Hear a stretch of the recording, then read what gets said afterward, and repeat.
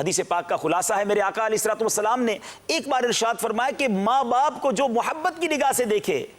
اللہ اسے مقبول حج کا ثواب عطا فرماتا ہے۔ کسی صحابی نے عرض کی یا رسول اللہ صلی اللہ تعالی علیہ وسلم، اگر کوئی ماں باپ کو 100 بار محبت کی نگاہ سے دیکھے، سبحان اللہ، کونین کے والی صلی اللہ تعالی علیہ وسلم نے فرمایا اللہ اکبر و اطیب، اللہ بہت بڑا اور پاک ہے، یعنی کوئی 100 بار بھی اپنے ماں باپ کو محبت کی نگاہ سے دیکھے، میرے رب کی رحمت اتنی بڑی ہے کہ وہ اسے 100 حج، مقبول حج کا ثواب عطا فرماتا ہے۔ ارے یہ تو وہ ہستیاں ہیں جنہیں محبت سے دیکھ لو تو مقبول حج کا ثواب ملتا ہے، سبحان اللہ۔ اور اگر یہ دنیا سے چلے جائیں تو ان کی قبر کی حاضری مغفرت کا سبب بن جاتی ہے کہ روایتوں میں آتا ہے جو اپنے ماں باپ کی قبر پر جا کر ہر جمعے کو حاضری دے